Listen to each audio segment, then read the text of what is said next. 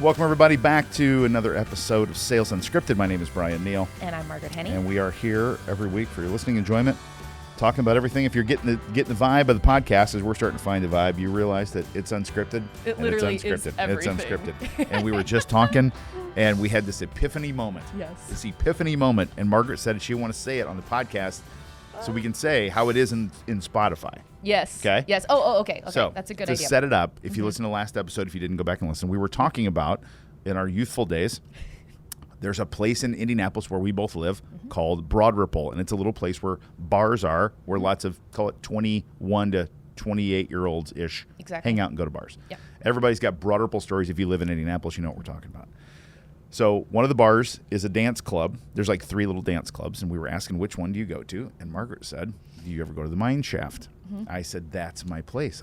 That's a dance place. I love to dance. There's a mirror and everything. I also loved it. And we also said the DJ would play whatever you wanted. He's the best DJ ever because if you went up, you know, a lot of DJs are pretentious and they're like, give me $20 and I'll play for 10 seconds, guys. This guy it doesn't matter. Next song. Yeah. So Margaret asked me, what song would you request at the Mine Shaft? I was like, what was your song? What did you say? And I said, we said we can't say this, so I'm going to read it as it is on my Spotify playlist, which is up right now. I said, P Control by Prince. And I lost my mind because it's my song too. I was like, you are joking me. I can't believe this. It was like my favorite song to go, and you're right. Like, shout out to whoever that dude is. I actually don't know his name. I'm going to have to figure it out. Let's put it in the show notes. We do. We got to find out what is his name. We'll put it in the show notes. He's such a great dude. And he would, without question, I would be like, P Control by Prince. And he was like, absolutely next. And I was like, he loved it. And everyone went wild. Like, God, wild. It made me so happy. And people, you should read the lyrics. I actually pulled them up. The lyrics. This is a very this P Control where people think it's like a raunchy song. It's the opposite. It's actually a women's empowerment. It's about a little girl who gets really wealthy and famous and comes back and kind of says, "Hey, y'all, like, look at me now," sort of thing. It's really, really good. It's such a great song. So, oh my gosh, Ladies that made me make so them happy. act like they know. Ladies make it. That's like the end, right? Go listen to it. Really good. Request it next time you're out. Yep. It's a hit every time. It's phenomenal. And this is Control. always funny again because, like, we've said this before, like, we're pretty different people. Very. But we are constantly discovering things that are similar. And I was like, you are blowing my mind right now. I cannot believe that we have the same request song. Well, and I could have lit, and I'm a huge music guy. I mean, that could have been one of 1,000 songs. And it took me a half second to answer it too. Yeah, you immediately you were like, it's P Control, and I was like, it's the best. It's the greatest. Yeah, and it's obscure enough where people are like, what is this? This is good. You know, they don't really know it, and it's kind of later Prince. It's like '90s Prince. Holy moly. Me like it. I really want to play it, but I think Prince's group will sue you if you play it on a podcast. I don't think we can do that. But we will also put the link to that in the show notes. That's good. Baby. That's really so good. Check it on Spotify. Feed a little business to Prince. Yeah. The estate needs the money. They really don't. They don't need it at all. But all right, so we're gonna, as you can see, we're unscripted. So we're gonna we always have a little plan, but we'll see where it goes. So you want to tee up the topic for today? I do, yes. Okay, so I was thinking we might have a second part of this eventually, but my question was, or kind of to discover what to do when you're up. So of course, the other side of that is what to do when you're down, on your month, on your attitude, on, whatever it is, right? Because so much of sales it's a mind, right? Yep. It's in your mind. It's all in your attitude and your energy. Were you going to say a mind F? It seemed like you're holding back. You're not sure you want to go full explicit. There's only one rating. It's either explicit or not. It's binary. It's a mind fuck. Right. All right, you're right. I'll just go for it. Next, we're going to come back and we're going to change P Control, whatever. So anyway, because I think it's a great thing to notice about yourself and to, kind of learn. And I brought this up to you and you said, oh, this is really timely because your team is up. We're up. We're killing it. It's awesome, isn't it? Way to go, BZ team. They're doing awesome.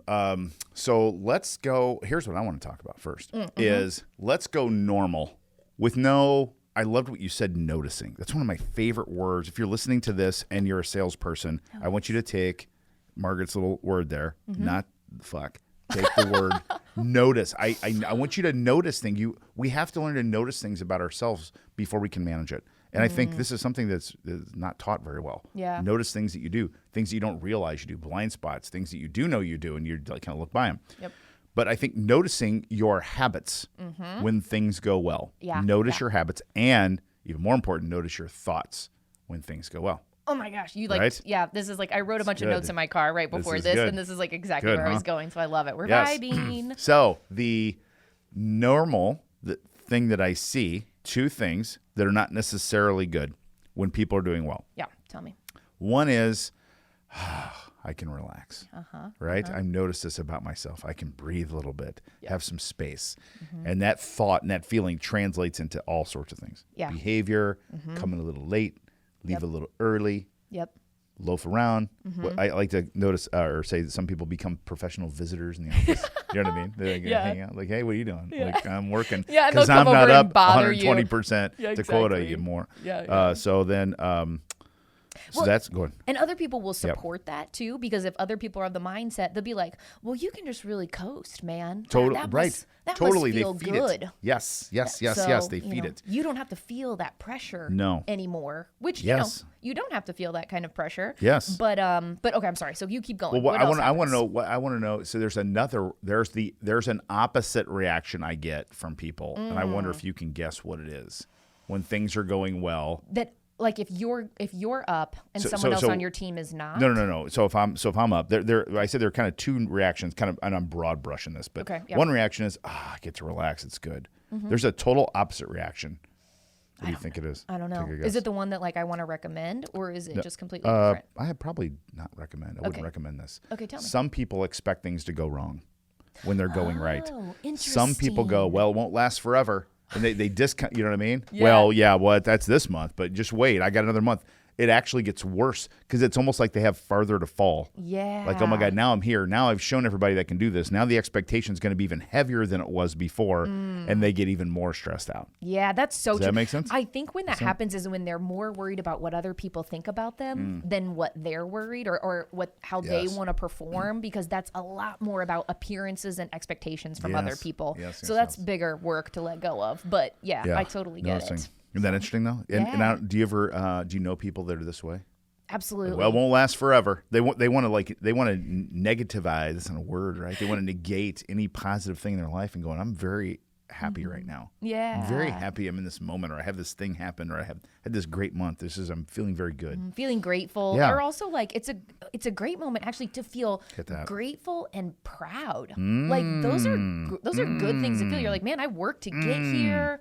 I deserve it. Yes. Like that's all cool. Like that's positive thinking patterns. For sure. And you've got to so even what we've already talked about, if you're listening to this, I think you really need to notice your thinking patterns. Yes. And those are two ends of a spectrum that are different. And I bet you most people listening going, I do that. I do that. I either discount it. I love what you said. What Margaret said about the pride thing. It's so good. I, on purpose, make people say shit like that. Really? So we'll do a check-in. I'll say, tell me something from last month that you're proud of that you achieved. So on purpose, because you got to think, what am I proud of? Because then you answer the question, right? Yep. You just get asked, like, tell me something good that happened. Like, well, I closed a big deal. But I'm like, what am I proud of? Yeah. Because sometimes we're not proud of the really big one. We're proud of something else, you know? Because sometimes the really big one falls into your lap. right, And right. that's great, Yeah. but you're like, oh shit, if I'm being Yes. honest, I didn't work that hard for it. It just like the timing was right. It just happened. But the one that you like really worked for and you Yes. cultivated the relationship and you kept after it and then you closed it, you're like, I nailed that. Like that feels really good. That's how you do that. So let me ask you, there's a good one. Yeah. This is like a psychology wiring thing. And we're both from the Midwest, small towns. And I'm just going to, because we're very open people. So your dad is a physician. Yes, Your correct. mom, what did she do? She was a teacher. She was a teacher. Okay. But good, strong work ethic. Absolutely. You can't be Oh, not good, right? God. It's crazy. Yeah, good. yeah. Same. So my stepdad worked in a factory for 40 years, building refrigerator trucks. My mom was she worked in a factory, but she was in the office doing transportation stuff. Yeah. They were out the door at 6, gone. Yeah. You know, worked their tails off, did great, whatever. So there's this wiring that I think it's very prevalent in the Midwest. And I'm also seeing a generational shift here that you have to work hard to achieve.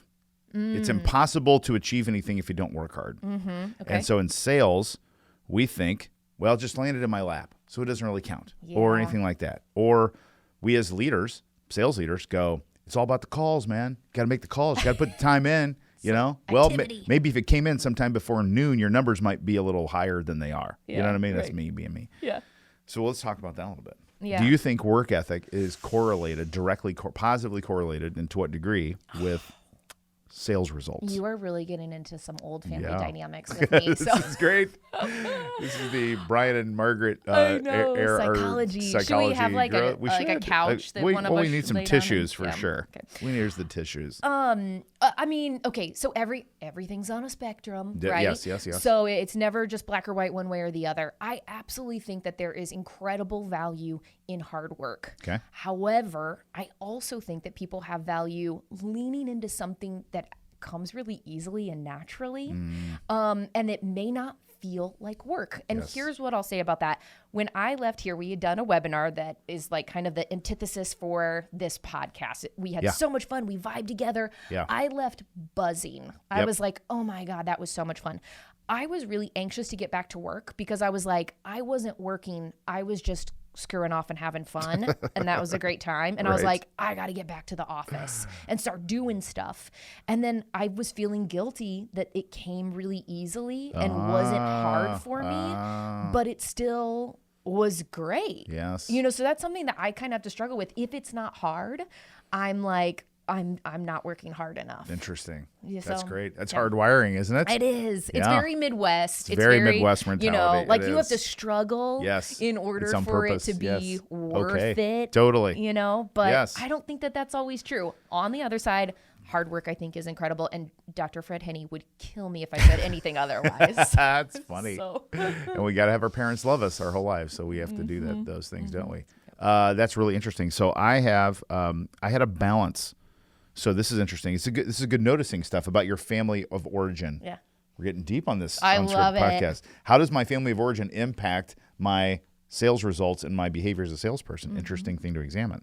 So I had a tale of two lives. So I had my dad's stepmom. Dad was a VP of a hospital, master's degree in healthcare. Stepmom's a paralegal. Boom. I told you about mom and stepdad. Yep. Right? So had influences by both. My dad was also a hippie. So he smoked a lot of pot growing up when I was a kid, like we're always dreaming about things. So I learned from them. I learned the hard work from mom, stepdad. Okay. From my dad and my stepmom, mostly from my dad though, I learned that basically anything's possible. Oh, that's cool. And that's how I got kind of dialed into like a Wayne Dyer thing and Deepak Chopra to just sort of imagine your place in this massive, vast universe and wondering why this is all happening and just being tuned into energies. And so I love the balance of those. That's worked really well for me from an achievement standpoint. A lot of people, I always ask, how can I do that? And so someone's like, well, you need to do your expense reports.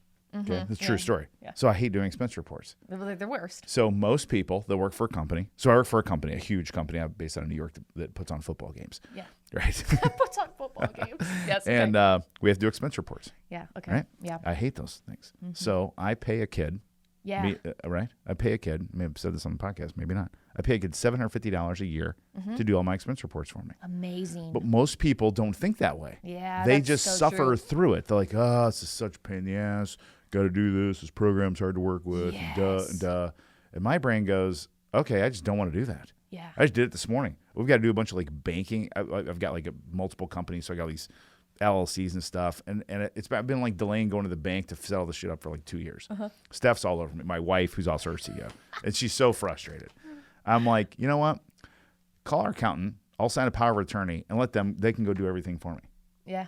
And that doesn't, Steph's like, she grew up detasseling, you do it, like detasseling corn. I'm like, but that's how my brain is wired. I'm like, I'll just figure out another way around it. So I think of myself as lazy. Now, you know what I do for a living. You would never, I don't think, and no one would ever describe me as lazy. I think of myself as lazy. I want to do the least amount of work for the highest amount of This is input. funny because I sometimes also am like, am I lazy? Right. I also think the same thing. Isn't that funny? And I am not a lazy person, No. but it's that weird, like, I can Yes. hear my mom and my dad in my head We where it's do. like, because like they're the kinds, like, even though, made a very good living as a doctor and a teacher, they did and continue to do everything themselves. Yes. My he's in his late 60s now. All the yard work, he's up on the roof, he's cleaning the gutters, and I'm like, what are we doing here, man? Right. Like someone can do Write that. the check, right? But he would be like, No, why would I write a never. check? Why would I do that when I could do it myself? He doesn't valet cars. Right. Why would we He do doesn't that? valet cars. No. Oh, my God. Park around the corner. Doesn't matter how cold it is. Dr. We're Henny. going to walk. Oh. And I'm like, what are we my doing? But, and so that is like It's in funny, my isn't head, it? It's right? in your head. It is in your head. So it's that in is all of our heads. hilarious. Yes.